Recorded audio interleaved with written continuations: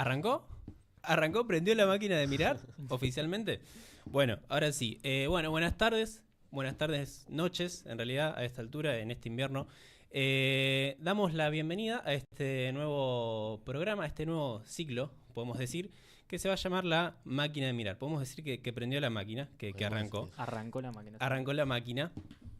La idea de este programa, de este ciclo, antes de meternos con nuestro invitado, Marcelo Bieger, es, si se quiere, tratar de hablar de cine siempre, una cuestión que no vamos a modificar, pero tratar de hablar del cine abriéndolo y encontrar en el cine puntos de encuentro con otras cuestiones de la vida cotidiana que vamos a ir repasando a lo largo de los distintos programas del año.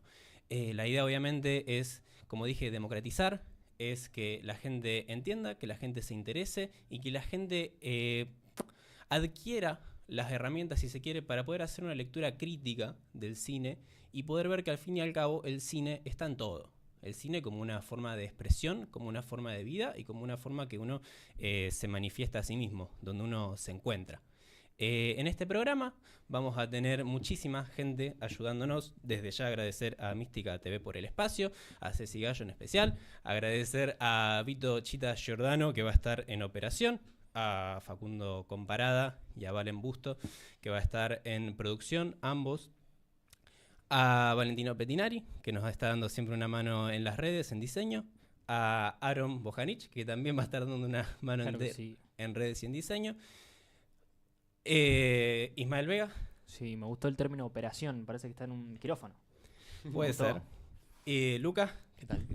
¿Cómo va? A mí me gustó lo de que el cine atraviesa la vida. Me parece que es un buen resumen de lo que trata. Buenísimo, buenísimo, porque esto claramente lo voy inventando. Y bueno, ¿quién les habla? Obviamente, Marcos Brodoloni, que voy a estar haciendo un poco más de conductor. Acá yo no tengo problema en decirlo, los que saben son las otras 3 personas que están en esta mesa, así que van a aprender probablemente mucho más de ellos que lo que salga de mí. Dicho esto, ahora sí podemos presentar a nuestro invitado, a Marcelo Bieger. Marcelo Bieger es docente de la EPCTV en la Cátedra de Cine, TV y Sociedad. Es regente también del profesorado de la EPCTV y es director tanto de la revista Traveling, una revista de investigación de artes audiovisuales, y es también director de la revista Estación Cine, que nos va a traer un adelanto más adelante. ¿Cómo estás, Marcelo? ¿Qué tal? Gracias por la invitación. Bien. Contento por hablar de cine. Como siempre. Me gusta siempre hablar de cine. Para arrancar, digamos, con el programa un poco.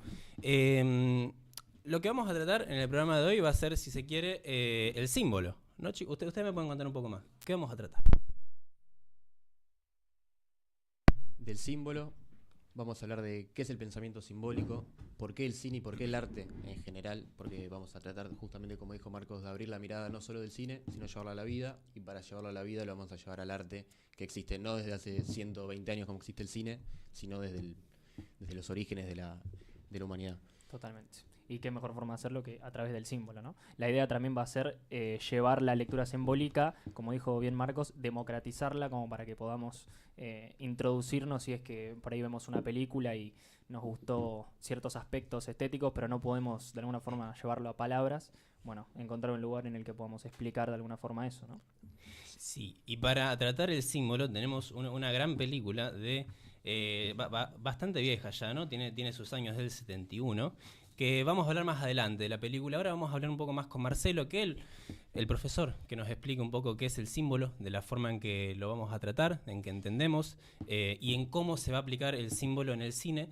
Y después, un poco ya más adelante, más en la segunda parte, en el segundo bloque del programa, ahí sí vamos a ver cómo aplicamos todo esto que aprendimos en una película que es The French Connection, Contacto en Francia, del director William Friedkin, director también, por ejemplo, de El Exorcista. Excelente película, ambas, y excelente director, yo diría. Por favor. Un autor, directamente. Ya hablaremos de eso más adelante, sí. Pero un autor. Bien, dicho esto, ¿les parece arrancar con la entrevista? Me parece. Pero perfecto. por favor. Bien, Marcelo, ahora sí, basta de cháchara. La primera pregunta, vamos a lo básico, a la génesis. ¿Qué es el símbolo? El símbolo tiene su etimología en la palabra griega siabalein, que significa reunir, juntar, que es lo opuesto a diabalein, que es separar, que de allí viene diabólico. Esa es la cuestión etimológica más simple de ver, digamos. Pero hay otra cuestión, que el símbolo está relacionada ineludiblemente a la palabra mito y a la palabra rito. El símbolo es la manera de entender de cualquier pueblo tradicional como la realidad última de su existencia. Es a través del símbolo que se existe. Ni más ni menos. Cuando hablemos de cine es otra cosa, pero en su etimología, símbolo está directamente asociado a la palabra mito y rito. Si vos me preguntás qué es mito, mito es relato del origen en cualquier pueblo tradicional, de aquello que inicia cualquier vida en la mayoría de los pueblos tradicionales, o en todos directamente. Y el rito es la actualización de ese mito originario, de ese origen. Esa actualización del rito solo puede ser posible a través de lo simbólico, porque no se puede repetir el origen, no se puede volver a hacer algo que ya está hecho, que es la existencia. Entonces, para eso se vuelve a hacer una actualización, el rito es una actualización de ese mito originario. Y siempre va a ser simbólico. Yo siempre doy el ejemplo, en la Iglesia Católica, la misa es la actualización de ese relato o de ese origen, que es la última cena. O sea, de alguna forma se podría hablar de cómo el símbolo a través del rito lo que hace es retraernos a nosotros a un tiempo mítico, ¿no? A un tiempo mítico. De hecho, Mircea Eliade por eso llama a uno de sus libros centrales el mito del eterno retorno. Claro. ¿Sí? Y el cine fue quizás la última de las artes de la modernidad, pero también que se hizo cargo de traer otra vez el mito en la puesta en escena. Sí. Vos mencionaste a la última cena, ¿no? Como símbolo. Ese sería el primer símbolo, podemos decir. Si hacemos si querés, una línea histórica, de decir, bueno, acá podemos mencionar que empezó el símbolo, o acá podemos empezar a ver algo de simbología. No, el símbolo ya estaba presente. El símbolo estaba presente en cualquier pueblo tradicional, en los griegos y en pueblos anteriores, en los pueblos antiguos. Una vez que se empieza a establecer un pueblo en un determinado lugar, que tiene que ver con el asentamiento en un lugar específico, determinado por un eje del mundo que se establece a través en los pueblos tradicionales de los chamanes que determinaban el lugar de existencia, ya a partir de ahí todo el operar es simbólico. En el caso que vos hablabas de la última cena, tiene que ver para los cristianos, es el origen, porque ahí es cuando Cristo dice, recordad y haced esto en mi memoria, y reparte el pan y el vino. Cuando hablas, Marcelo, de el símbolo como algo que está presente en todas las sociedades tradicionales, en todas las civilizaciones, estamos hablando de algo que conecta a todas esas civilizaciones y que por ende está desde la creación, está por encima de ellos, de alguna manera. Sí, los mitos tienen muchas similitudes en los pueblos de todo el planeta. De California hasta Australia. Tienen relatos que tienen que ver, por ejemplo, con el diluvio, tienen que ver con cómo se estableció, se hizo, ¿no?, el ser humano en esa comunidad, pero también tiene que ver con el modo en que los distintos rituales fueron constituyendo la vida y el operar diariamente, digamos, la vida cotidiana, porque en aquel tiempo todo lo que se hacía era parte de un mismo ritual, era el ritual de la vida, y cada uno de ellos, como el comer, el sembrar, el cosechar, el morir, el nacer, era parte de un rito que lo actualizaban y que lo relacionaban al momento originario de ese pueblo. Yo te consulto, porque acá, como dijimos, venimos a hablar un poco más de cine. ¿El símbolo siempre estuvo en el cine? ¿Desde que comenzó el cine podemos hablar de una simbología, o cuándo arranca? No. El símbolo podemos decir que nace con Griffith, cuando nace el cine. Para que haya símbolo en el cine tiene que haber dos historias. Si no hay dos historias, no hay símbolo. Lo que hay es una alegoría, porque está todo puesto en esa primera imagen, en esa primera historia que estamos viendo. Para que haya símbolo tiene que haber dos historias. Y esto es la gran enseñanza, digamos, del teórico argentino Ángel Fareta, y me acuerdo que contaba que es lo que más molesta a cualquier otra de las digamos, de los que no ascriben a su teoría, lo que más les molesta es que decir que hay dos historias en una película. Dos historias donde una tiene que ser transparente y accesible para todo espectador que quiera ver la película como forma de entretenimiento, y una segunda historia de carácter simbólico contenida en esa primera historia, donde uno puede decidir si accede o no accede. No es si puedo, no es si querés accedes, si ves, Exacto, sí. si ves, si digamos te trasladás, porque ese es el operar simbólico. Si lo entendés de esa manera, entonces es como que hay algo de una realidad que se manifiesta. El símbolo, pensemos en los pueblos tradicionales, para un individuo de un pueblo tradicional un árbol puede ser sagrado, y eso es simbólicamente lo que lo comunica con justamente lo sagrado. Para alguien que no tiene esa manifestación o esa creencia, no lo es. El árbol simplemente es un árbol. Para alguien de ese pueblo, de esa comunidad, ese árbol es el pasaje a otra cosa. Vos hablaste de dos historias en las películas. Y bueno, yo como he dicho, yo soy un ignorante, y tanto vos capaz como mis compañeros me pueden ayudar.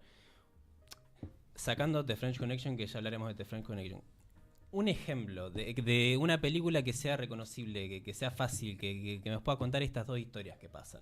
Porque me cuesta imaginarme las dos historias ahora. Mirá,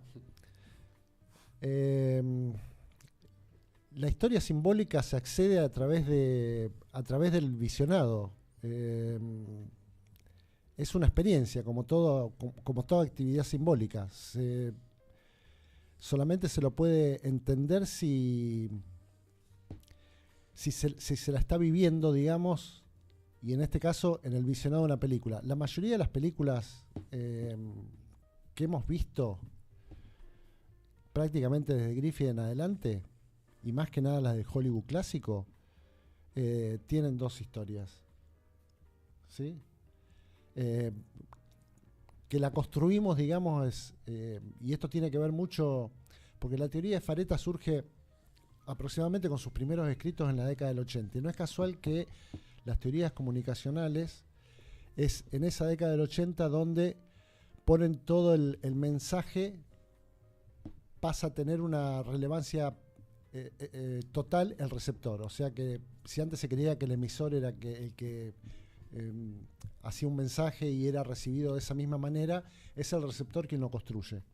Bueno, estas teorías comunicacionales que en la década del 80 ya eran de esta manera, es ahí donde Fareta en sus escritos empieza a poner énfasis en la mirada simbólica del cine. Volviendo un poco al símbolo, Marcelo, vos decías el origen de la palabra símbolo, su definición etimológica, que el símbolo es lo que reúne, o mejor dicho, lo que religa, me animo a decir. ¿Con qué decís que religa el símbolo? Religa con el origen.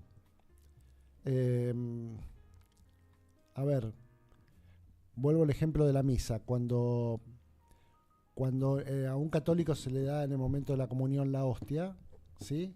Y se le dice el cuerpo de Cristo, es simplemente un pedazo de pan, ¿sí? Materialmente es un pedazo de pan, simbólicamente es el cuerpo de Cristo. Para el que tiene fe y lo entiende de esa manera, está produciendo un proceso de transustanciación, y es eso el cuerpo de Cristo que se introduce. Ahí están las dos historias también, de alguna manera. Un objeto físico que contiene algo de carácter espiritual, o bueno, metafísico si se quiere, y además la repetición de ese rito, de ese origen, en este caso el cristianismo. Sí, siempre tiene que haber para que haya... El símbolo se manifiesta a través primero de una presentación material, ¿sí? Y a partir de eso accedemos a lo otro. Así es.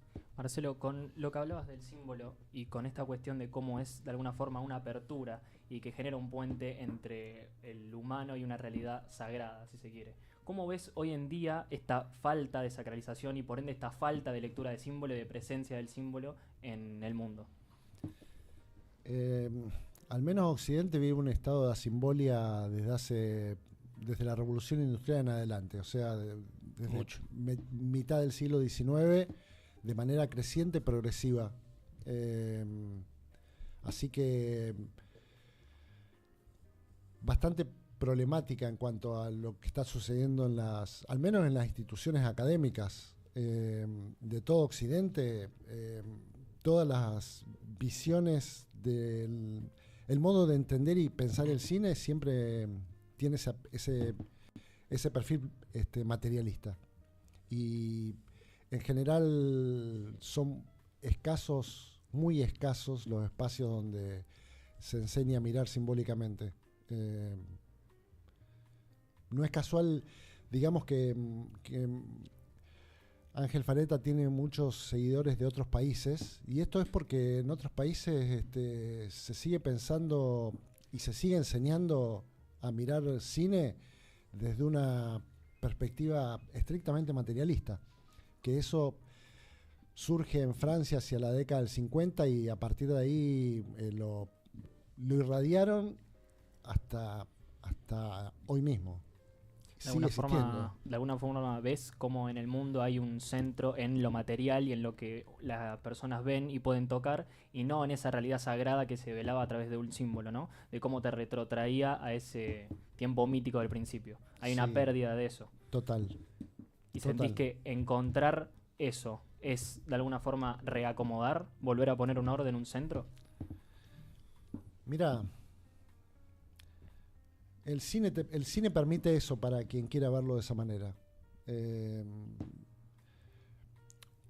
Yo en mis clases, cuando los estudiantes trabajan con la mirada simbólica, yo me encuentro con lecturas que son apasionantes y extraordinarias. Me hacen pensar un montón en significaciones que yo, que he visto la película, no las he visto.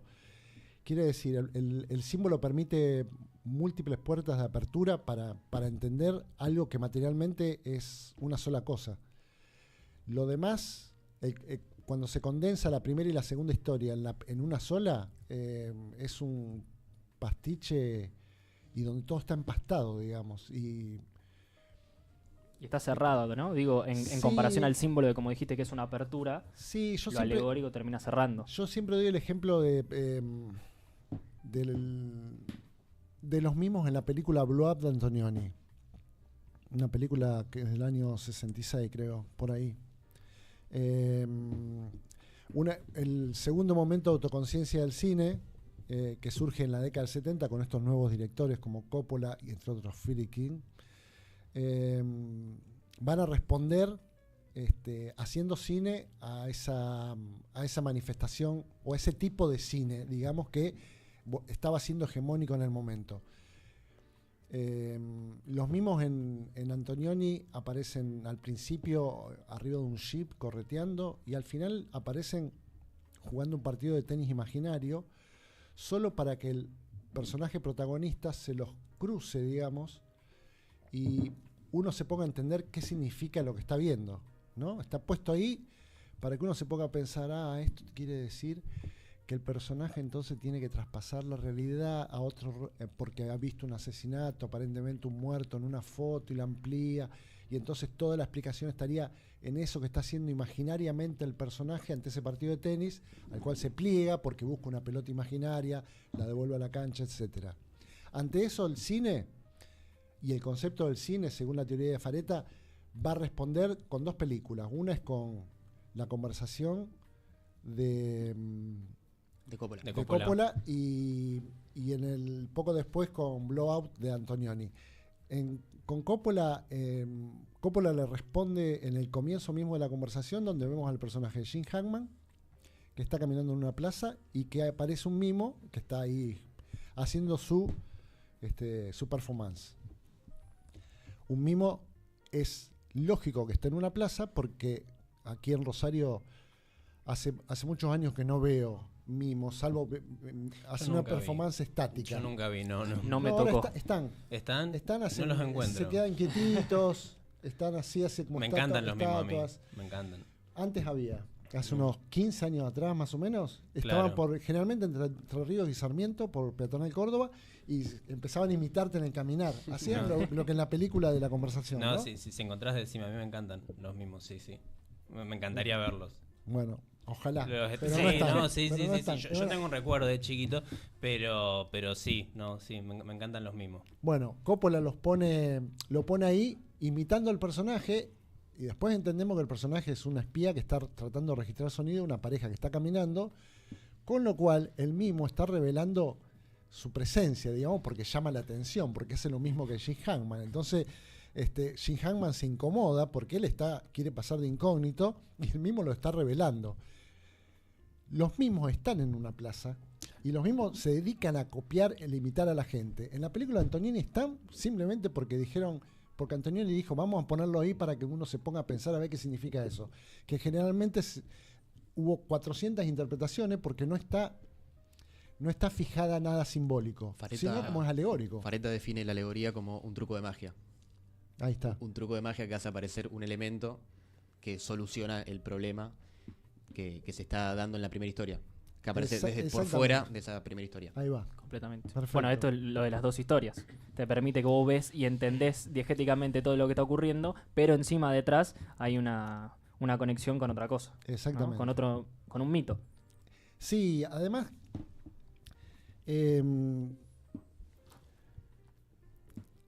toda la cuestión de lo simbólico está eclipsada y opacada en este tiempo porque, porque vivimos en un estado de desacralización, todo Occidente, de pérdida de relación con lo sagrado, en el cual ya, hay un ateísmo creciente, progresivo, y todo se lo piensa, todo lo que se discute y se piensa, incluso políticamente, tiene un aspecto estrictamente material. De espiritualidad ya no se habla ni se piensa, digamos. ¿Y en qué estado pensás que deja eso al ser humano hoy en día, en el momento en el que no tiene lo sagrado? Un estado de opacidad monstruoso. En un limbo, se podría decir. Sí, en un limbo, pero de noche. Claro. O sea, que no ve nada. Peor. Bueno, ya que lo trajimos a Fareta a la mesa. Fareta habla de que el cine de Hollywood clásico, el cine que nace desde Griffith, bueno, el cine diferenciándose de cinematógrafo, se opone justamente a la idea más liberal del mundo. La idea liberal que justamente la libertad que plantea es la de que cada uno pueda buscar su propia verdad, su propio centro. En ese sentido, vos recién mencionabas Blowout y cómo el protagonista de la película, a través del cine, a través de la creación de una película, busca llegar a la verdad, descubrir un caso de corrupción dentro del gobierno. Vos decís que el símbolo lo que hace es religarnos con el origen. ¿El símbolo no es también un camino hacia la verdad, hacia la realidad misma? Es lo que le da sentido a un film. El verdadero sentido de un film está en lo simbólico. Por eso, entre comillas, funciona. Por eso es operativo. Porque está ahí. Ya vamos a hablar de esto, cómo funciona en la película de Contacto en Francia. Pero, por ejemplo, en otra película de Friedkin, Jade, ¿no? En el comienzo tenemos todo ahí aparece la música de la consagración de la primavera de Stravinsky, y donde vemos en una gran mansión a un millonario que aparece muerto, crucificado, Sí. desnudo, y que ha sido asesinado. Esa sería la primera historia. Simbólicamente allí, en esa primera presentación y luego en el pasaje a la fiesta de gala, está la película completa.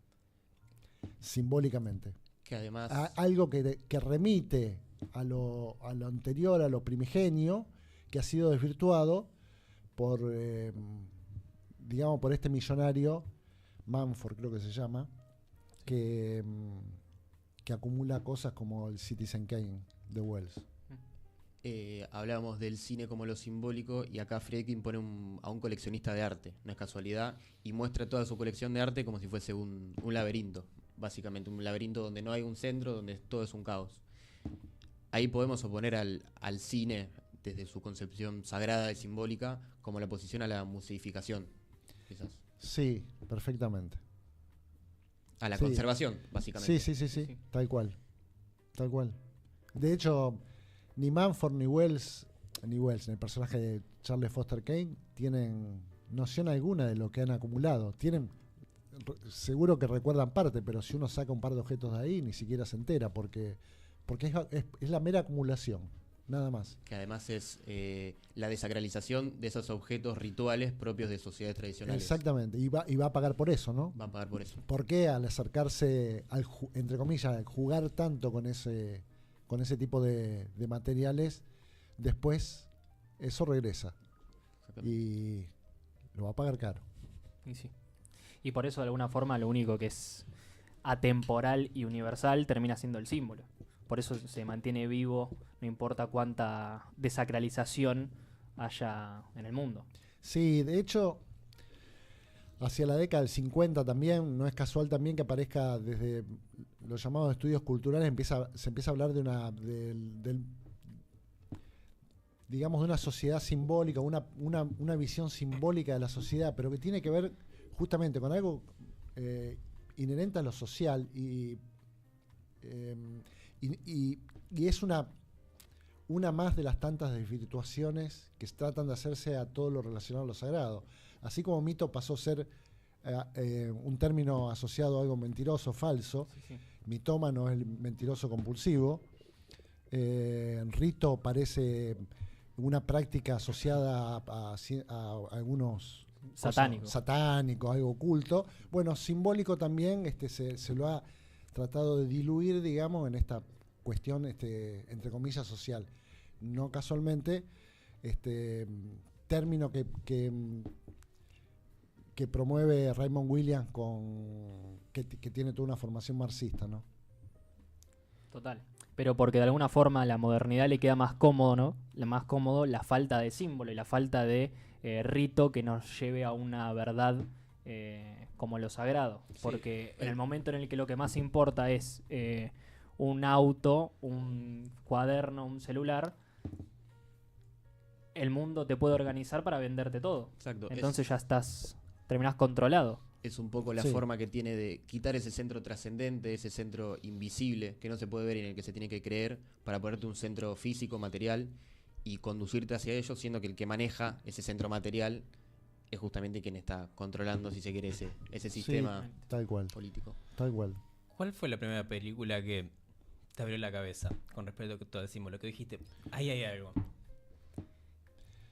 que te despejó.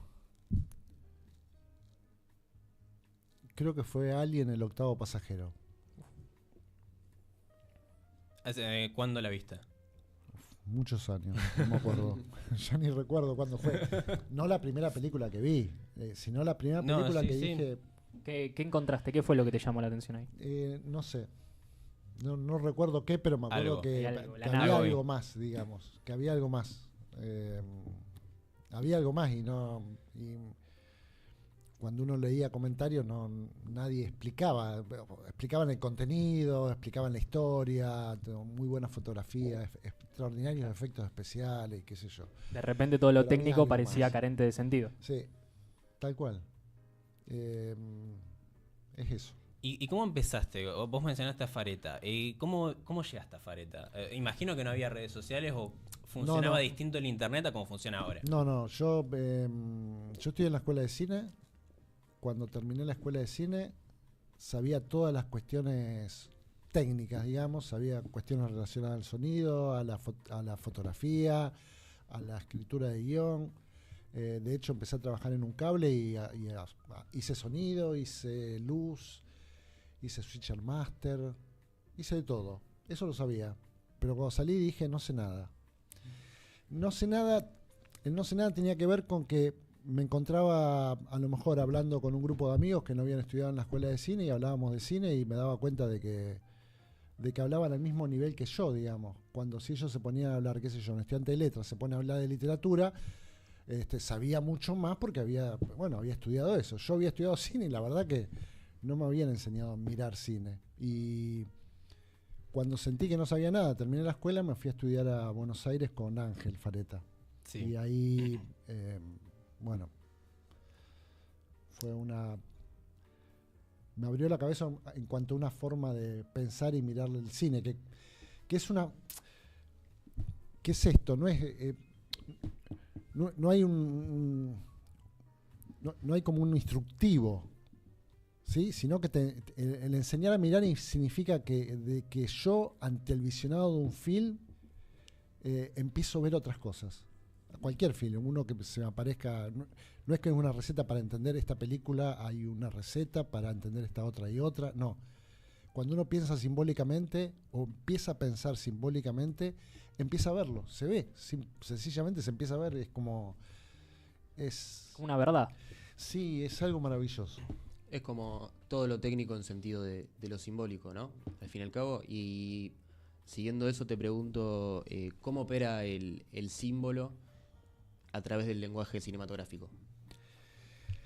Según Fareta, y coincido plenamente, el símbolo opera por repetición.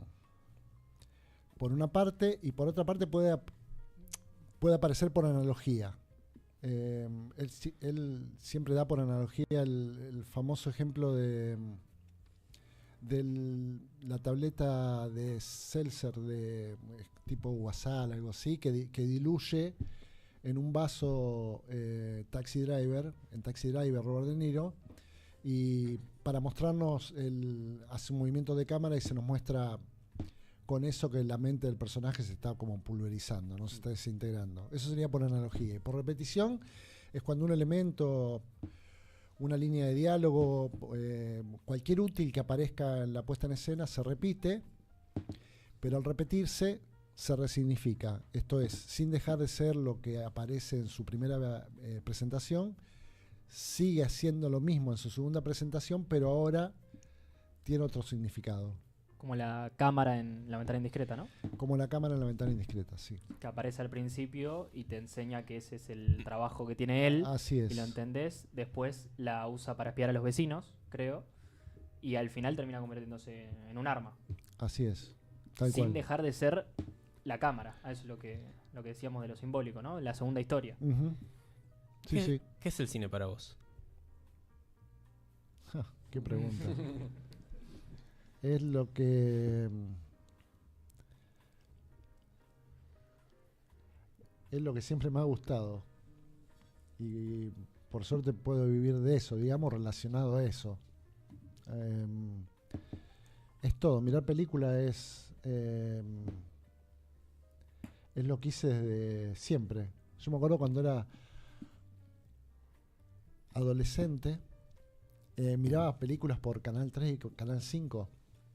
Y entonces tenía un cuaderno, pasaba una película un viernes a las 10 de la noche, entonces con un cuaderno empezaba a anotar el título de la película, anotaba porque no había, entonces anotaba todos los datos y después miraba la película con cortes, todo, ¿no? Y cuando terminaba escribía como un resumen. Ya ahí ¿Por qué? Porque quería como volver a guardar algo que no se iba a volver a emitir, digamos, ¿no? Claro. De tantas grandes películas que pasaron por los canales abiertos. Y sí. Marcelo, antes hablabas de que la primera película que te abrió la cabeza hacia pensar que quizás hay algo más que lo técnico que me decías que era El octavo pasajero, Alien. ¿Cuál fue la película que más te marcó hasta ahora? Que más decís, esta película es central en mi vida. ¿Tu película favorita? Es La Ventana Indiscreta. Justo. Increíble. Sí, sí. Sí, La Ventana Indiscreta. No, hay tantas películas, pero creo que sí, La Ventana Indiscreta. De hecho, es como... que esto tampoco se suele decir, digamos, ¿no? Pero Hitchcock el cine es estrictamente religioso porque porque tiene un dios que es Hitchcock, justamente. Así de simple. Desde Hitchcock, que Hitchcock en sus películas hizo todo. Cuando yo repasé todo, porque vi todas las películas de Hitchcock, de 53 películas que filmó, me gustan por lo menos 40 y pico. Y todo un número. Disfrutado plenamente. Y vuelvo a ellas cada tanto, porque siguen apareciendo cosas. ¿Te gusta el rock nacional? Sí, mucho. Yo hago la pregunta. Hacer la pregunta, que él tenía pensado una pregunta para todos los invitados, a que sea un poco una tradición. No era una pregunta en realidad. Iba a ser un poco una sección que teníamos que pensar antes. Pero era buscar una frase dentro de una canción de rock nacional, porque nos compete un poco más por tema de edad y gustos y por lo nacional. Una frase de alguna canción de rock nacional que contenga, cuando hablemos de la película, claramente, la esencia de esa película. Es una pregunta muy complicada. Es muy complicado. Cuando pensás en Contacto en Francia, ¿qué canción se te viene a la cabeza? Sí, no una frase, una canción directamente. Puede ser tiene que ser algo con mucho rock and roll. Puede ser cualquier tipo de canción. Sí, no puede ser cualquier canción. No puede ser una canción, qué sé yo, tipo romántica, así, no, lenta, no. Tiene que ser un rock and roll. Contacto en Francia, sí. Una canción sucia, desordenada, tiene que ser además. Sí. Por ejemplo, para hacer una comparación, si vos decís El Padrino, no pensaría jamás en un rock and roll de esa manera. Pero Contacto en Francia, sí. Es una canción desordenada, sí, sin duda. Es bien punk, ¿no? Es punk. Contacto en Francia, pues, sí, sí. claro. Yo no la veo tan punk, la veo menos. Ya hablaremos La ves más más de la urbana. peli, ¿no? La veo más trágica. No la veo que A ver, mira. ¿qué canción? la qué lucha canción? del punk de ir tan para adelante la tenga Contacto en Francia. Creo que Friedkin, con su visión trágica y humana del mundo, va más a algo más caótico, pero no tan punk. Algo más trágico. Es muy trágica, muy trágica. Dicho esto, ya casi son las 8 de la noche. Si querés, la puedes responder para el final del programa. Lo podemos dejar, te dejamos pensar un rato, si te parece. Y ya casi siendo las 8, si te parece, abrimos el momento de publicidad, que vamos a ir aceitándolo. Para marcar, digamos, un poco la distancia de los dos bloques, te invitamos, Marcelo, a que vos puedas publicitar tu revista Estación Cine, que está pronta a salir, por lo que sé. Así que bueno, el espacio es tuyo. Sí, ahora este jueves presentamos en Oxímoron Libros, en Galería del Rosario, primer piso, el 8º número de la revista Estación Cine, que tiene un montón de artículos, escribe un montón de gente, 24, ni más ni menos. Un montón de personas. ¿Cómo es el armado de todo eso? ¿Cómo haces en la producción para organizar tantas personas? Empezó con números anteriores, digamos, pero se sigue sumando gente y... ¿Es siempre los mismos y se van sumando? ¿O en cada número hay gente diferente? Mira, desde el número 1 se han mantenido apenas 4. Así que es como que se fueron evolucionando, fueron 4 o 5, seguramente me olvido de alguien. Pero se siguen sumando, digamos. ¿Por qué la revista? La revista surgió porque fue en la pandemia y me encontraba con que mucha gente escribía en Facebook o en blogs sobre cine. Y me parecía que todo eso se perdía. Que había cosas muy valiosas que yo leía. Y digo esto, porque los blogs tienen eso. Salvo que uno, por ejemplo, vos querés buscar sobre Contacto en Francia. Entonces googleás y a lo mejor caes en algún blog que publicó algo sobre Contacto en Francia. O tenés un amigo que a lo mejor publicó algo sobre Contacto en Francia y te pasó el dato y vos lo lees. Pero el año que viene ya publicó 40 películas más y eso ya no está más. Digamos, como que no quedaba. Entonces la idea de hacer una revista era que todas esas lecturas que a mí me interesaban, que quedaran. Me contacté con un montón de gente, críticos, conocidos, otros que no, muchos que incluso hoy día no los conozco personalmente. Y les pedí esos artículos para ponerlos en una revista que es digital, pero que está cerrada, digamos, cierra. Se presenta ahora con un determinado número de artículos y que se puede, digamos, irradiar a partir de internet, a ¿Cómo la mandársela a quien encuentro? quiera. Si yo entro a Google y la quiero buscar, ¿cómo la encuentro? Revista Estación Cine. Revista Estación Cine Sí. directamente. Y está la página. Ya, todo. ya debería aparecer, sí, porque ya hay un montón de descargas que se hacen de cada número. Y bueno, ahí, insisto, me gusta mucho cómo están cómo están los artículos, digamos, son muy interesantes. ¿Qué te llama la atención para atraer a alguien a la revista? ¿Las traes vos o son gente que te propone No, quiero escribir algo te en la puedo contar revista? el último caso. El Sí. último que surgió, de hecho ya estaba terminando de armar la revista y que fue hace apenas 2 semanas atrás. Y de pronto no sé cómo caigo en Facebook, aparece una nota sobre la serie adolescencia, Adolescencia. Sí. de esta última serie que Sí. todo el mundo vio, que la escribe Diego Fiorucci. Ujú. Entonces me la puse a leer y me gustó y ahí nomás le escribí, pues lo conozco, pues lo tengo de amigo, le escribí, le pedí, le solicité para publicar en la revista, me dijo encantado y ahí nomás. Vos lees algo que te gusta y Sí. le propones incorporarse Sí, a la revista. tal Qué cual. bien. Te hago una pregunta, Marcelo, porque aparte de esta revista que haces de forma digital, tenés varios libros hablando sobre cine, de una editorial en particular que vos me dirás cuál, donde te dedicás básicamente al análisis simbólico, no solamente de películas, sino de elementos y cómo aparecen en esas películas. ¿Cómo se sustenta una editorial que produce libros sobre análisis simbólico sobre cine? No todos los libros que salen en la colección Estación Cine tienen esa mirada o esa perspectiva. De hecho, la colección Estación Cine surge como libros desde el año 99-2000 y ya lleva 46 títulos. Yo, digamos, me conocí a Sergio Luis Fuster, que es el director de la colección Estación Cine, en el año 2018 y bueno, me propuso que escriba un libro sobre un tema que estaba investigando, que era Mujer, tú eres la belleza, que es el primer libro. Y después justo había dado un seminario de terror en la PCTV a fin de año y me dijo, eso no puede quedar olvidado, dice, porque vos das el seminario y ya está, y después pasan los años y ¿dónde está todos esos contenidos? Dice, no, escribí un libro. Y él me bancó los 2 primeros libros, que son la continuación, después la continuación, no, el segundo y tercer libro, que es La casa en el cine de terror y La máscara en el cine de terror. Después de eso ya empecé a escribir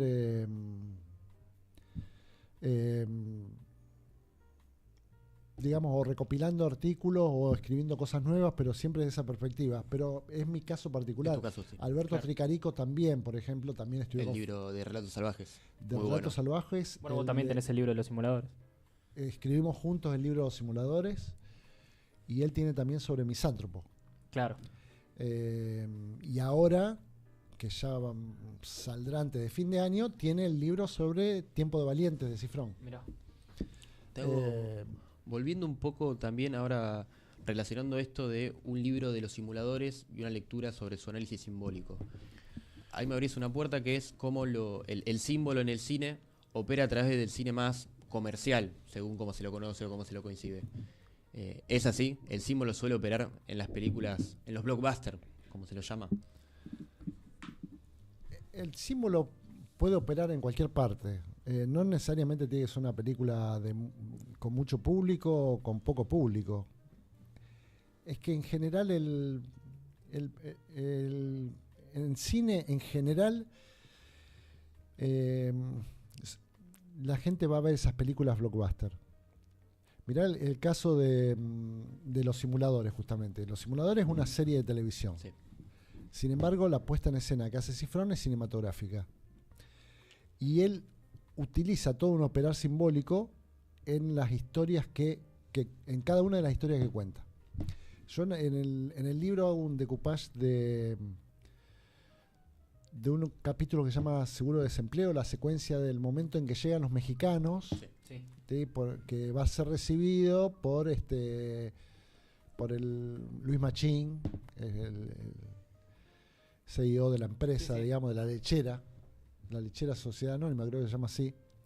Y bueno, hago todo un decoupage plano de toda la secuencia del aeropuerto. Cuando uno hace el decoupage y ve cómo está construido cada uno de esos planos, ahí entiendes cómo opera el símbolo. Está clarísimo. Dónde pone la cámara, cómo se mueve la cámara, cómo encuadra, cuándo corta, por qué corta. Está todo ahí a la vista. Y ya, por ejemplo, nos muestra tanto los caracteres de los 3 empresarios mexicanos como el de propio Feller. Feller creo que es, ¿no? Sí. Al que despidieron y que hacen toda la puesta en escena, una película, para que transformar la realidad, porque eso tiene también lo que tuvo siempre la narración clásica y el operar simbólico, que transforma y opera sobre la mente del espectador. ¿Arrancamos con Contacto en Francia? ¿Con qué? Podemos ir. Yo creo que podríamos arrancar con Contacto en Francia y ya desde el primer plano, ahora cuando lo estemos viendo, vamos a hablar de uno de los elementos que también lo plantea Fareta en su teoría del cine, que lo tiene Griffith desde Un Rincón de Trigo, desde el primer corto donde se puede decir que funda el cine, de algún modo, que es el eje vertical, ¿no? Sí, Contacto en Francia, además, ya dije un poco, de 1971, la película. ¿Cortamos ahora? ¿Sigo? Ok, listo. Nuestro querido productor Facundo Comparada nos armó toda una cuestión, toda una ficha técnica, si se quiere. Sí. Me parecía interesante también resaltar las notas de Facundo para ponernos un poco en contexto. Pero por favor. Los créditos, estos setentistas, dámelo siempre. Coincido, están muy buenos los créditos. No sé qué piensan ustedes, muchachos. Me encantan los créditos. Me encantan los créditos de Contacto en Francia. Son parte de la película, de alguna manera. Completamente. Marsella está toda la obra. En cada elemento está la decisión del autor. Y en esos créditos, en esa presentación hay una música. ¿Recordás qué música está? No recuerdo qué música estaba.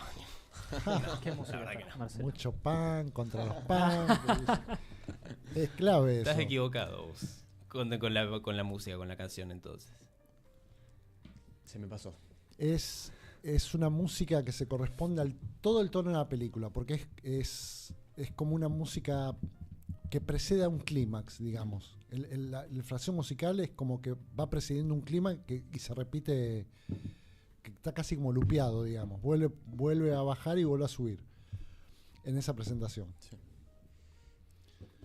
El plano es el de la iglesia, ¿no? Sí. Primer plano de la iglesia que queda desplazada hacia un costado debido al zoom out que plantea de alguna forma Friedkin, que es esto que estábamos hablando de cómo de alguna forma centra un mundo que está desacralizado, ¿no? La iglesia que está en el centro, la iglesia no, mejor dicho, la religión digo, en cuanto a la administración de lo sagrado, la deja de un costado para centrarse en la historia que vamos a ver y que de alguna forma te presenta al mundo como desordenado, ¿no? Que no tiene esa religión, que no tiene esa administración y que es el caos. Sí, además que recordemos que en ese zoom out que hace, ¿no?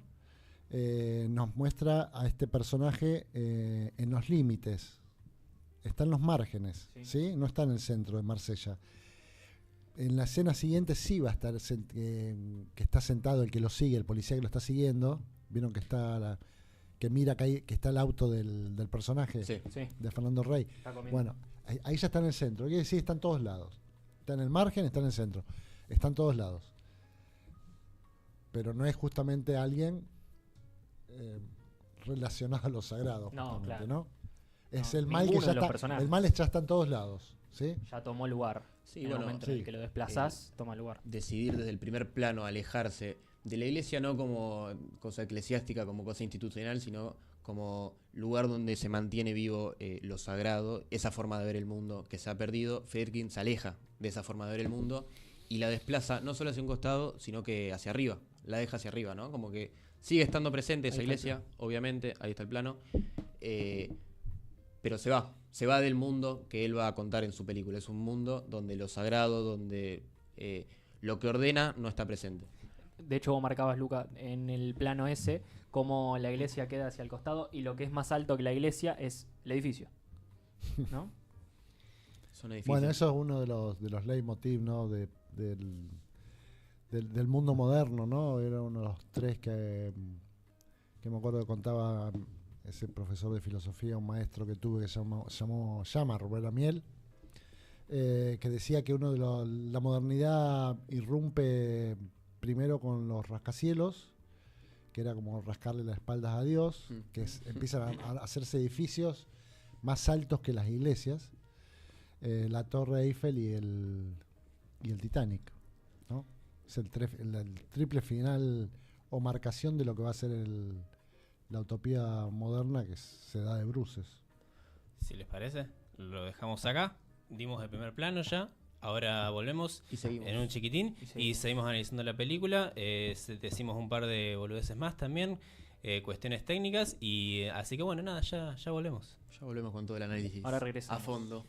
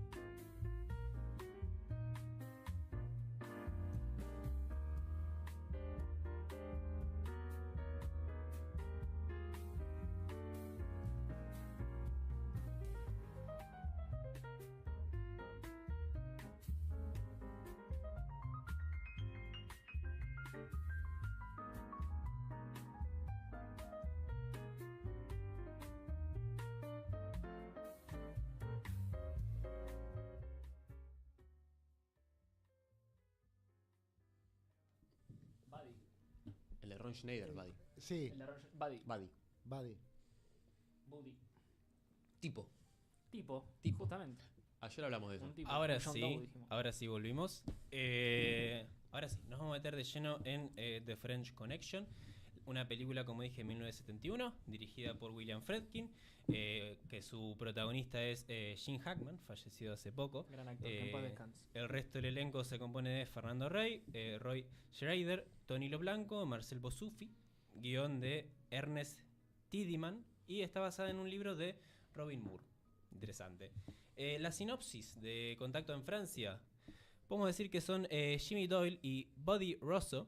Son dos policías neoyorquinos que siguen la pista de una red de traficantes de droga.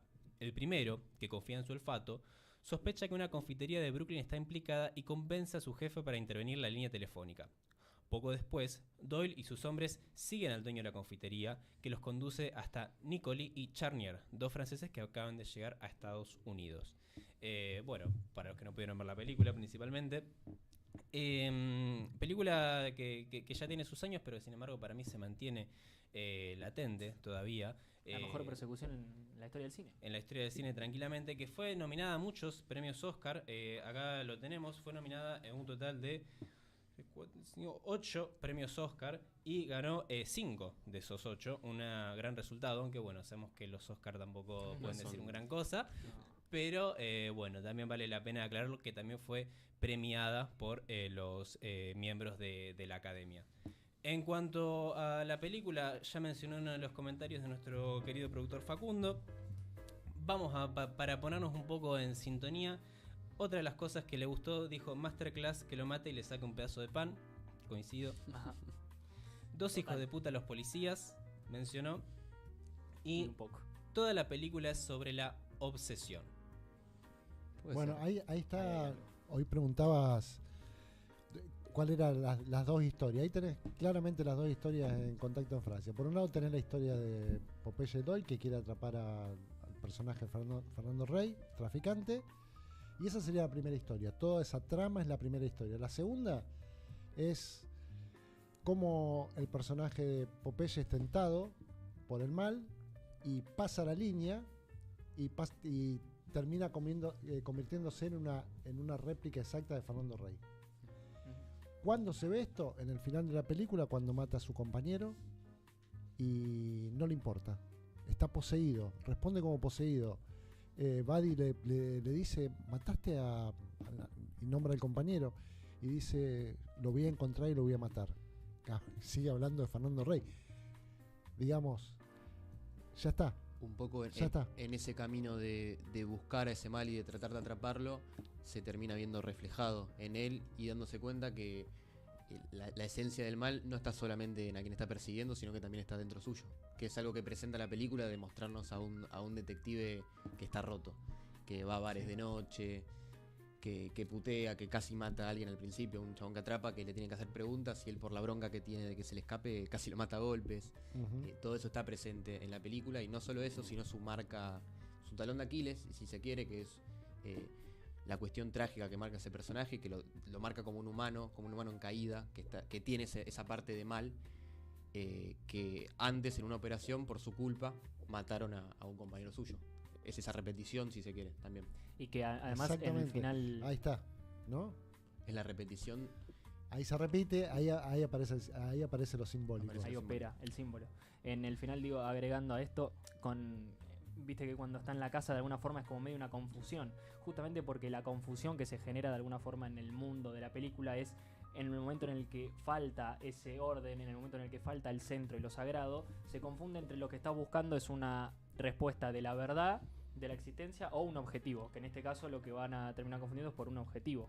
Popeye está buscando una marca, alguien a quien matar. No estaba buscando un sentido en la vida, ¿no? Porque, bueno, claramente no está puesto en la película. Ujú. Me atrevo a decir que esa búsqueda, esa persecución sin dirección en prácticamente toda la película, no solamente dirección de hacia dónde se dirigen los personajes, que empiezan a perseguir autos porque sospechan y dicen, bueno, sigo a este, después sigo a este, Lúdico. sino propio cómo lo filma Friedkin, que filma calles que se contraponen, que filma ciudades que no sabés vos por dónde se están moviendo esos personajes, por ende no sabés a dónde se dirigen. Es no poder encontrar a ese mal. No poder encontrar a ese mal como lo que dice acá Ismael, como algo físico, como un objeto, sino que es algo que está por encima también de esos propios personajes. Vamos por partes, igual. Vamos a planos. Vamos por planos, mejor Vamos por dicho. partes. Vamos por planos.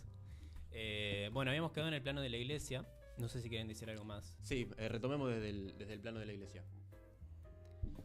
Que bueno, un poco es lo que estábamos hablando recién, la separación del mundo de lo sagrado, no de la iglesia como algo institucional o como algo eclesiástico, sino de la iglesia como ese lugar donde aún se busca religar, que es lo que hace lo simbólico, con un orden superior, con un orden divino, con un orden del origen, ¿no?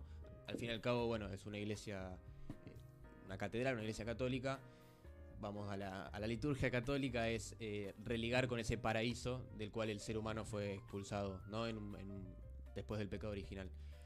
Un poco lo que hace Friedkin en este plano es mostrarnos un mundo en caída de esa iglesia, si se quiere, ¿no? A bajar. Estamos abajo de ese lugar santo, que ni siquiera es el cielo, ¿no? Es el lugar donde el cielo se manifiesta en la tierra. Estamos abajo de la tierra, estamos en el infierno. Ese es el básicamente, símbolo. ahí está. Ese sería el símbolo. Esa sería la lectura simbólica de un movimiento de cámara. Como lo técnico va siempre hacia lo simbólico. Pero y bueno, el eje vertical ahí te planteo. y el eje vertical también, ¿no? La desaparición de la iglesia del plano ya es... Entendiendo, perdón, si querés lo explicas un poco mejor, Marcelo, al eje vertical como la conexión entre el arriba y el abajo, ¿no? Así es. ¿Qué sería el Sí, eje sí. vertical exactamente? Es la irrupción de lo trágico. Bien. Y lo trágico justamente es algo que viene de algo superior. ¿Sí? Y define la limitación de la voluntad humana, o sea que el devenir humano se interrumpe siempre, digamos, ¿no? El eje vertical es la conexión entre el cielo y la tierra, por ende, lo que le permite al ser humano darse cuenta de que hay algo que lo está excediendo y a lo cual no tiene Un límite. acceso y a lo que quiere acceder constantemente. Que bueno, la repetición ritual de la que hablábamos antes, su fin es religarnos con ese orden que está por encima de nosotros. Ujú. El eje vertical, consulta, me quedo con esto. ¿Es un concepto de Fareta? Sí. Un concepto de Fareta. En realidad él lo toma de un polaco, Jan Kotz, que lo empieza a utilizar en el teatro. Hacia la década a fines de los 60, principios de los 70, en un libro que se llamó El manjar de los dioses. Fareta toma de ahí ese concepto y lo aplica al cine, que en realidad es un concepto que viene desde los griegos, ¿no? Pero nunca se había utilizado en un fin, digamos. Sí, cuando hablamos un poco de la operativa de lo simbólico y de lo sagrado, en todas las sociedades tradicionales, muchas sociedades tradicionales justamente, construían su mundo como su espacio sagrado alrededor de un centro, que era muchas veces un pilar, un poste, que conectaba el cielo y la tierra. El llamado Axis Mundi. El Axis El Axis Mundi, Mundi. propio viniendo más cerca nuestro, la catedral, cualquier catedral que visiten La cúpula. católica es la cúpula, que es el ojo, si se quiere, para donde está en el centro, para visibilizar el contacto entre la tierra y el cielo. Ujú. Sí, sí. ¿Quieren avanzar de plano? No, seguimos un poco con este, si te parece. Que acá, bueno, la idea de los primeros planos de las películas, los primeros minutos, deben contener básicamente todo lo que se va a mostrar El en final una está película. enterrado en el principio. Y acá en un solo movimiento de cámara creo yo que Friedkin plantea su mundo. Plantea el mundo diegético que, bueno, va a ser una visión del mundo que va a plantear como autor. Recién hablábamos de que entonces el mundo que estamos viendo, las calles que van a transitar nuestros personajes son el infierno.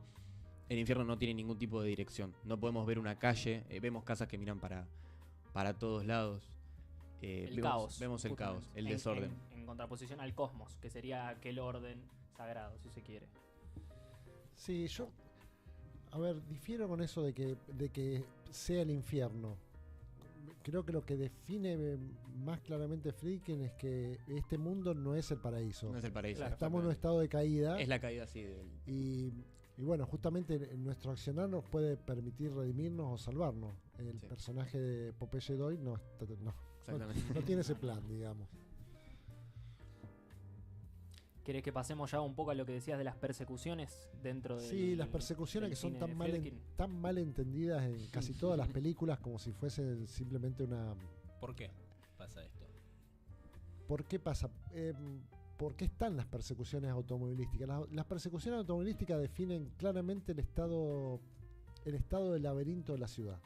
Es que como que lo delimita. Si lo que tiene una persecución es que es siempre errática, porque quien escapa va eligiendo como el lugar más posible para evadir a sus persecutores, y de alguna manera define ese estado de laberinto, ¿no? Como que calles que son todas iguales, que se van repitiendo, que está tratando de huir, poniendo en riesgo vidas en la velocidad de ese elemento, y que es un sinónimo de la vida acelerada de la ciudad de la revolución industrial en adelante. La persecución nos está mostrando simbólicamente claramente eso, ese ir hacia ninguna parte, porque no se va a ninguna parte. Quien escapa no está escapando voy hacia mi casa, sino está escapándose de quien lo está persiguiendo. Es como el hombre de la multitud de Edgar Allan Poe, que va girando y caminando, cruzando de vidriera de un lugar a otro sin saberse a dónde va. Quien se está escapando tampoco sabe dónde va, simplemente se quiere escapar de quien lo está persiguiendo. Y hay todo como en esa aceleración hay un vértigo, hay un riesgo, y eso es lo que resulta atrayente, porque está siempre en tensión la posibilidad de morir. Sí. Es como ver a un personaje arriba de una cuerda de equilibrista, digamos, ¿no? Por más que sea un protagónico de una película, y sabemos, no, si empezó la película y este es el protagonista, no se va a caer. Pero está pasando por un momento de mucha tensión, de mucho riesgo. Y las persecuciones nos muestran eso. Sí. Y las ganas del espectador de que pase algo terrible de alguna forma, ¿no? Sí, aparte que Friedkin hizo la gran persecución con esta película, pero lo va a hacer en los 80, la vuelve a repetir, en Vivir y Morir en Los Ángeles, y la va a concluir en Jade. Para mí La Casa de 2003 también es una completa persecución. Bueno, ahí tenés. Entonces, en cada década siempre ha puesto una película, ¿no? Increíble. Sí, habría que pensar si no hizo algo más en esta última. Tiene anterior. Una última que es como medio un jurado, ¿no? Sí. No la vi. No la vi yo tampoco. Ahí ya me entiendo que no está. No, ahí no. En esa no. Pero bueno. ¿Qué hace bien Friedkin en la persecución en particular? Algo que puedas mencionar en particular de la película. Trabaja, si hay algo que se le reconoció a la película y en la persecución automovilística que la distingue incluso de la de Bullitt, que es un par de años anterior, es el registro del montaje que utiliza para mostrarnos la persecución. Los primeros planos de los conductores y algo que va a mantener incluso en toda la película en Contacto en Francia, que es interrumpir el montaje, cortarlo poco después de que comience y poco antes de que termine, con lo cual le da, que tiene que ver con ese aspecto que él denominó que hizo esta película con una especie de documental inducido, que tiene que ver con eso de la cámara en mano, de la suciedad, ¿no? de cierta tensión, de cierto nervio, ¿no? Con la cámara en primer plano, como que está latiendo, digamos, que tiene presencia durante toda la película. El montaje en Friedkin es, si uno ve cómo está montada la persecución, la cantidad de planos es innumerable. Hay un momento durante esta persecución, durante la gran persecución, no solo de la película, sino de Friedkin, sino del cine, directamente donde se da lo que dijo Marcelo antes, que es una asimetría para definir un símbolo y la diferencia de accionar entre los dos personajes, entre aquel personaje que está intentando dentro de ese mundo caótico y profano donde vive y donde nació y donde se crió, que es Popeye, y el otro personaje que es quien lo intentó matar y termina matando a la madre de un bebé. Termina matando a una madre que estaba con su bebé. Hay un gran momento porque después de ver eso, el personaje de Popeye empieza a perseguir a este personaje que mata a esta madre con su bebé, donde Popeye va a estar por la calle esquivando constantemente autos, intentando no chocar. Ya hablaremos un poco después de eso. Y le aparece enfrente una madre con un carrito. ¿Qué hace Popeye? Lo opuesto a lo que hace el otro personaje. La esquiva y se choca contra una pared.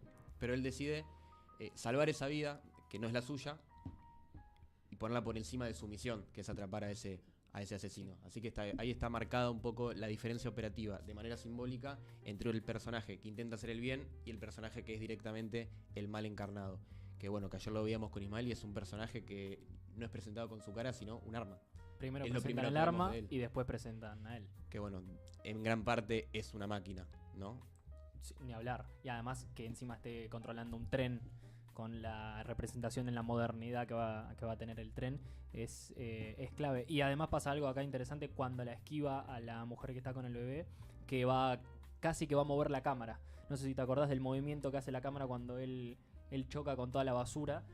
Con lo que vos decías de que es latente, ¿no? De que está vivo ahí, mueve la cámara, cambia el movimiento. Y desde Sí, está en esa decisión. excelente y desde el montaje. ¿Por qué mata primero a la mujer? Porque después la va a volver a poner en escena. Exactamente. Sí, hay dos. Ahí está la simetría. Y bueno, ahí también está lo del montaje. El momento justamente cuando esquiva a esa mujer son muchos planos y una bajada en la escala de planos, que es un primer plano de Popeye y después un primerísimo primer plano de sus ojos cuando ve a la embarazada. Que bueno, ahí también está marcado un poco la idea del cine, como bueno, él ve a esa embarazada y decide esquivarla. No es que se la lleva puesta sin mirar. Ahí está un poco la idea de ver, que va a estar presente en todas las películas que planteen el cine adentro del cine, como bueno, Friedkin, director de los 70 autoconsciente, lo va a hacer a lo largo de su obra. Antes de seguir, quería aclarar un poco esto que decías de la simetría, ¿no? Para pensar cuando vemos cine, quizás la gente que por ahí ve una película y le parece que hay ciertos elementos que se repiten y no sabe muy bien por qué. Bueno, acá vemos cómo de alguna forma el repetir elementos no es solamente... No es al azar, digo, ¿no? Hay un orden. En el momento en el que empezamos de que hay un orden, quiere decir que hay una razón. Y bueno, y eso de a poco son las formas que te van quitando el velo para encontrar una verdad más allá en las películas, ¿no? Cuando algo se repite, claro. Exactamente. En la repetición, en el rito. Mirá, yo he visto la había visto y la volví a ver ayer. Y no lo había pensado eso. Son puertas que te abre el símbolo para ver, porque no es la única forma que hay de ver la distinta forma en la que opera este personaje que intenta hacer el bien y la forma en la que opera el mal. Hay muchísimas otras presentaciones simbólicas que tiene la película, pero en todas se llega al mismo razonamiento. El mal destruye y el bien intenta salvar y de alguna manera ordenar el mundo. Todo va a un mismo centro, que eso es algo que también dice Fareta, que el símbolo es como una ciudad amurallada con 100 puertas, en la cual si vos entras por la puerta 1, por la puerta 30, por la puerta 100, vas siempre a un mismo centro. Esa es un poco la idea del símbolo. Llegar siempre a un mismo sentido, a un sentido trascendente y sagrado, que es bueno, lo que planteamos. Eso habla un poco de la apertura. Recuerdo la crítica de Fareta, o una nota que escribe sobre esta película. ¿Cuál es el gran fuera de campo de la película? El gran fuera de campo es que la película es del año 71 y está hablando de que de Francia va a venir un francés, ¿no? Que es presentador de un programa. ¿Y qué trae? La televisión. No, pero ¿qué trae además? ¿Qué trae? Trae heroína, trae la basura. Sí, la basura francesa. Está diciendo Friedkin. Y de alguna manera el momento final, en la puesta en escena final, ese galpón todo derruido, ¿no? Que ya está abandonado, etcétera, etcétera, un poco como ya los estudios que ya no están funcionando más, digamos, ¿no? Porque ahora, si vemos El Padrino, Contacto en Francia, está filmado todo en la calle, todo está afuera. Pero lo anterior es los grandes estudios donde además se pierde el personaje, ¿no? Recordemos, el personaje se pierde. Bueno, que ahí también es plantear lo que decíamos del cine dentro del cine. Bueno, el personaje que usa de fachada Fernando Rey para tener su auto cargado de heroína es un actor de televisión. Y ahí Friedkin se plantea la lejanía del cine como develador de verdad y como herramienta que te permite conocer qué es lo que está roto en este mundo para intentar volver a ordenarlo. Como la tele ignora por completo eso, no se da cuenta de lo que está pasando y de alguna manera termina siendo cómplice de esa destrucción del mundo, termina que ayudando es la traída de heroína hacia la ciudad. Y nada, eso está planteado con un personaje que trabaja en televisión. Tenés los dos personajes, ¿no? Tenés la televisión que viene a través de este personaje y después tenés Fernando Rey, que sería todo el cine francés, ¿no? Está hablando. En realidad está hablando de Godard, no está hablando del cine francés en general.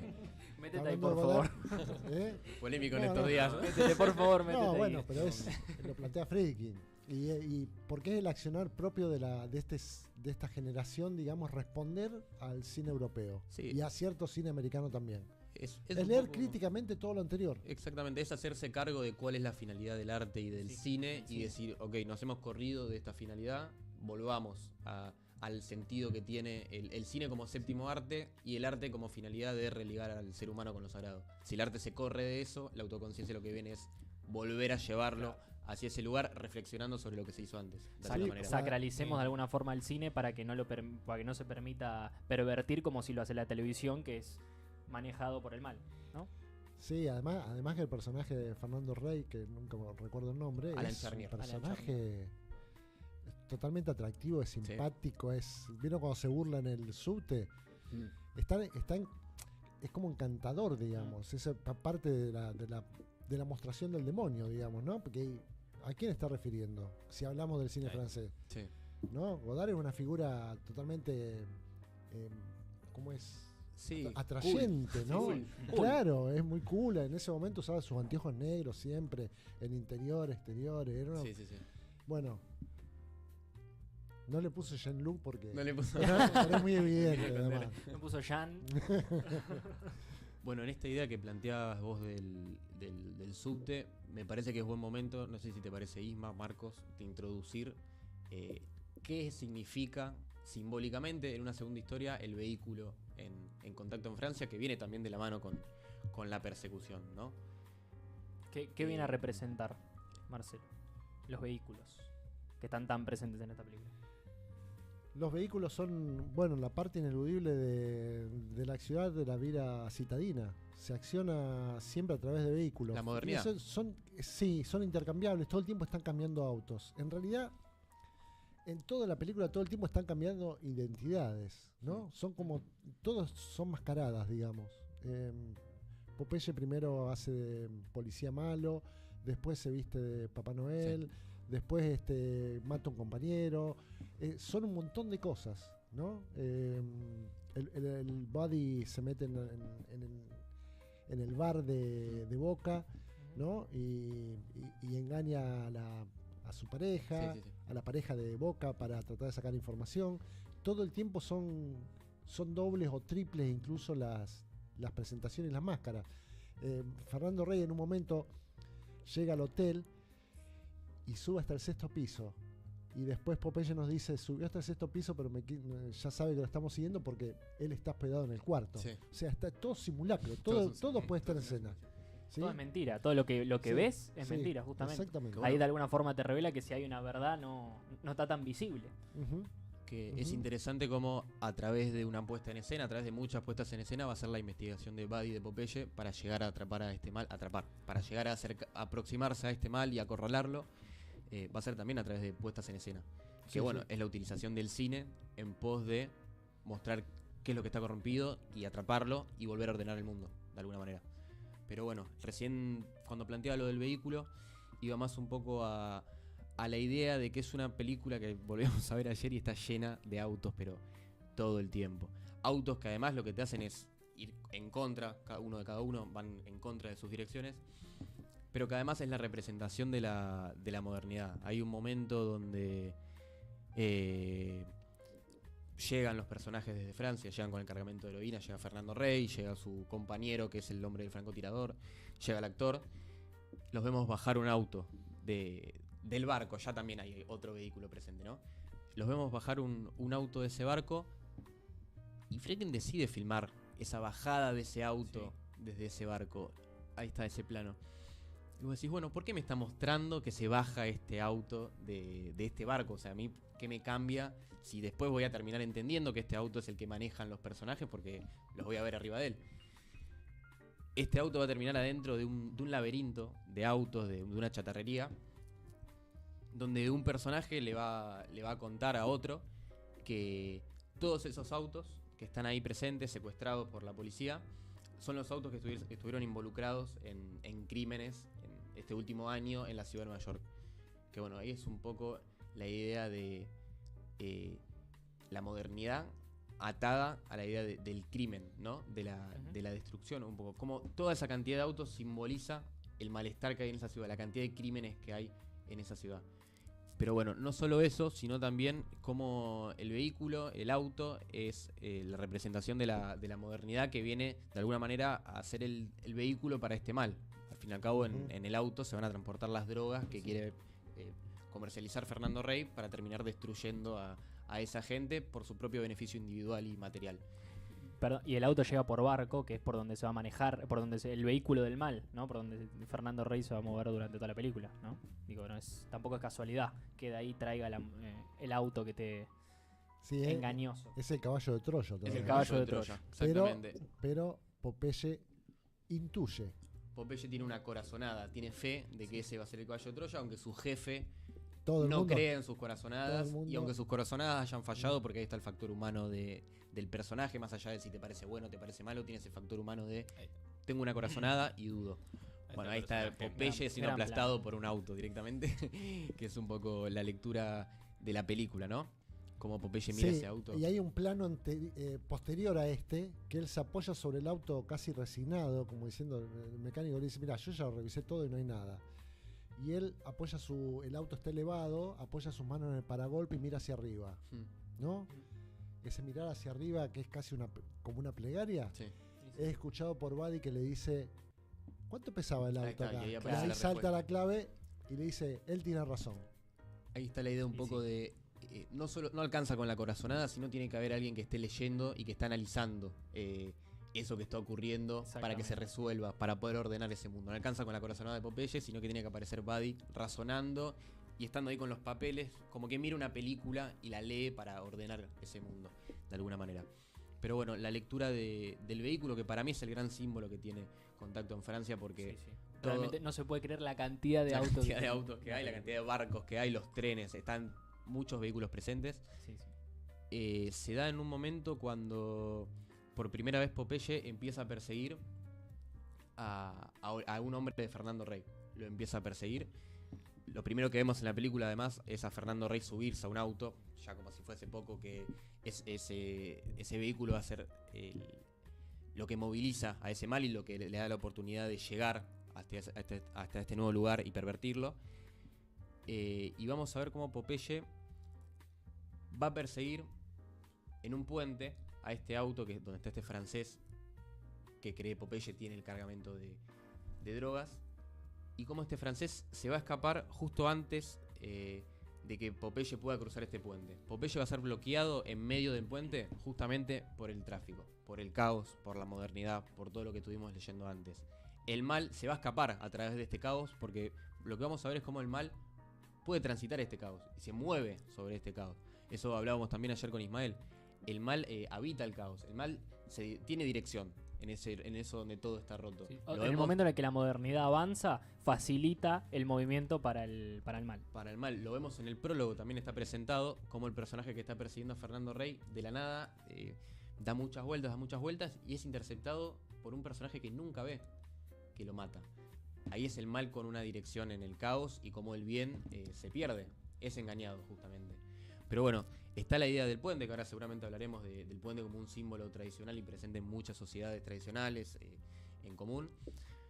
Pero bueno, es esta idea del tráfico bloqueando al bien, ¿no? La modernidad impidiéndole al bien trascender. Porque bueno, ahí me podés hacer, Marcelo, una introducción sobre el simbolismo del puente. Sí, el puente siempre es la comunicación entre dos estadios, entre dos cosas diferentes, digamos. No es casual que los puentes aparezcan tan repetidamente en muchísimas películas, y en esta es clarísimo. Bueno, esto que decías vos recién de el momento que lo pierden pero va a ser seguido por otros, ¿no? Y después ya se pliegan también otra vez Popeye y sus compañeros para seguir a Fernando Rey.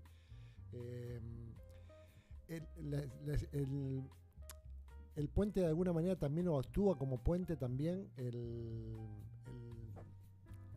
la persecución automovilística, sí, ¿no? De Popeye con el asesino. Sí. ¿Sí? Que uno va en auto abajo y el otro va en un tren arriba. Otro tren arriba. Podemos decir también que lo que le impide la modernidad al personaje de Popeye justamente es trascender, llegar a ese estado superior que es su accionar heroico, que es atrapar ese mal.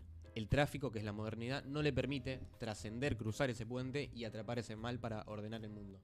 Ese justamente va a ser el impedimento y el gran enemigo que va a tener el bien, si se quiere, o la persona que busca encarnar el bien durante toda la película. Mismo vos me hablabas recién de la persecución en tren.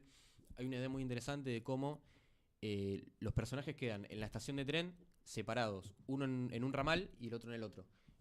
¿Qué falta ahí? Falta un puente en el medio, falta algo que a Popeye le permita cruzar para llegar a atrapar ese mal. Ahí está la idea de la falta de símbolo. No solo eso, sino que cómo se escapa ese mal, ese personaje que encarna el mal de Popeye, sino es subiéndose al tren y ocultándose el disparo cuando pasa el tren. Cuando pasa el vehículo le bloquea a Popeye la visión de ese mal y le permite escaparse. Si les parece, elegimos un plano, un último plano para hablar. Hablamos 5 minutos y cerramos, que nos quedan 10 minutos. El último. El último plano. El último plano. Vamos a ver el último plano. O sea que estamos. El que está Cerramos con el último. el galpón desahuciado. Bueno, igual un poco ahí quedó la idea del vehículo como modernidad. Hay mucho más en la película para ver, pero sí está presente esta idea de darle ese valor a la máquina como vehículo del mal. Ahí está. Ahora sí. Bueno, el infierno ¿Qué- en la tierra. Ahí está el galpón de los estudios, De los ¿no? estudios. Claro. Según Farreta. Que está muy bien, muy lúcido. ¿Qué te parece ese final? ¿Qué te parece ese final con ese disparo fuera de campo? El disparo fuera de campo. Friedkin. No sé por qué lo puso Friedkin. Porque después que al final dice que nunca fue encontrado, ¿no? Se escapó Fernando Rey, pero a su vez también Popeye sigue viviendo. Así que no sé a qué refiere ese disparo. Porque los dos personajes continuaron, digamos, ¿no? Podría ser un tiro al aire, Es una historia real, además. un tiro a la nada. Que es un poco la dirección que tienen los personajes Sí, durante toda la película. También podemos pensarlo simbólicamente de esa manera, Qué ¿no? bueno. Es esa cosa etérea que ya se ha convertido y que El fuera de campo contiene el carácter misterioso del símbolo, que es un poco la idea de que el símbolo va a manifestar en algo visible lo invisible, ¿no? Y así sí, es. El fuera de campo es la contención de ese misterio y la forma que tiene el cine de volverla operativa para su lenguaje. Después también me parece que hay una cuestión al ponerlo a Popeye disparar ese tiro o escuchar a alguien, o escuchar un tiro dispararse, que para mí la película de alguna forma te plantea a Popeye desde inicio como un personaje con el que no estás del todo de acuerdo. Es un personaje racista, es un personaje asqueroso, es un personaje que no querés ser, que no empatizás del todo. Sin embargo, cuando llega al final, vos querés que mate a este personaje. Vos decís, ¿dónde está? Lo quiero morir, lo quiero ver muerto ya mismo. Cuando dispara el otro decís, lo consiguió, después te das cuenta que no es. Y lo primero que decís, bueno, ¿dónde está? Entonces, de alguna forma te deja el espectador con la búsqueda de terminás buscando lo mismo que Popeye. Terminás queriendo solamente la muerte, no importa qué pasó con el disparo. Sí. No importa otra cosa, no Sí. importa si mató o no mató. ¿Qué? Queda el mismo peso dentro del espectador de, bueno, ¿y qué pasó? Y después te lo resuelve. Que es algo que ya hablamos, que es no ver al mal como algo superior, como una fuerza ontológica que también es parte del hombre, sino como una persona.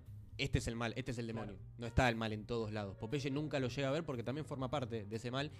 Y cuando mata a su compañero, es verse en ese espejo, como es el mismo espejo en el que se ve Al Pacino al final de Cruising, ¿no? Se ve y dice, Exactamente. Exactamente. Tengo Se ese- revela. tengo ese mal adentro. Y mirar al espectador es decir, vos también lo tenés. Vos también lo tenés adentro. Y acá el espectador también se vuelve Popeye al querer matarlo.